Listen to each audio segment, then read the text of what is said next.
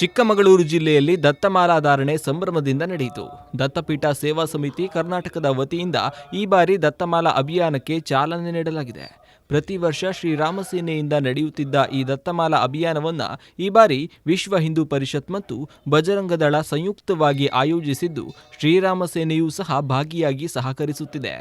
ದತ್ತಪೀಠ ಸಮಿತಿ ಕರ್ನಾಟಕದ ಆಶ್ರಯದಲ್ಲಿ ನಡೆಯುತ್ತಿರುವ ಈ ಆಚರಣೆಯು ಈ ವರ್ಷವೂ ನಿರಂತರವಾಗಿ ನಡೆಯುತ್ತಿರುವುದರಿಂದ ಹಿಂದೂ ಸಂಘಟನೆಗಳಲ್ಲಿ ಉತ್ಸಾಹ ಮನೆ ಮಾಡಿದೆ. ಅಕ್ಟೋಬರ್ 30ರ ಗುರುವಾರ ನಗರದ ಶಂಕರ ಮಠದಲ್ಲಿ ನಡೆದ ದತ್ತಮಾಲಾಧಾರಣೆ ಕಾರ್ಯಕ್ರಮದಲ್ಲಿ 30ಕ್ಕೂ ಹೆಚ್ಚು ಹಿಂದೂ ಕಾರ್ಯಕರ್ತರು ಭಾಗವಹಿಸಿ ಮಾಲಾಧಾರಣೆ ಮಾಡಿದರು. ವಿಧಾನ ಪರಿಷತ್ ಸದಸ್ಯ ಸಿಟಿ ರವಿ ಸೇರಿದಂತೆ ಅನೇಕ ಪ್ರಮುಖರು ಕಾರ್ಯಕ್ರಮದಲ್ಲಿ ಹಾಜರಿದ್ದರು.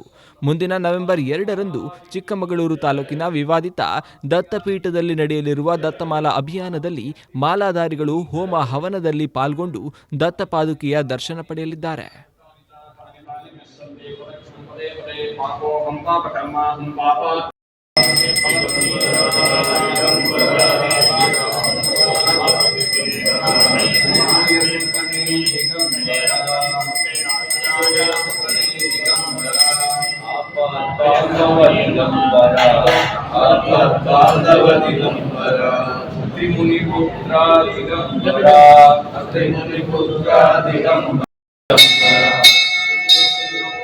ದಿಗಂಬರ ತ್ರಿಮೂರ್ತಿ ರೂಪ ದಿಗಂಬರ ತ್ರಿಭುವನ ಪಾಲಕ ದಿಗಂಬರ ತ್ರಿಭುವನ ಪಾಲಕ ದಿಗಂಬರ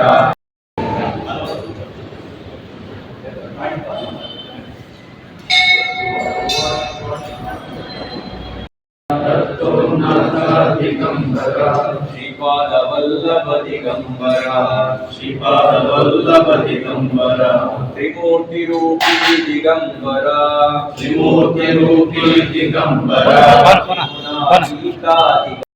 मनस्तुभ्ये नमः ओम वसत्परमे नमः ओम वाग्वानविशिष्टाय नमः ओम विचरात्मने नमः।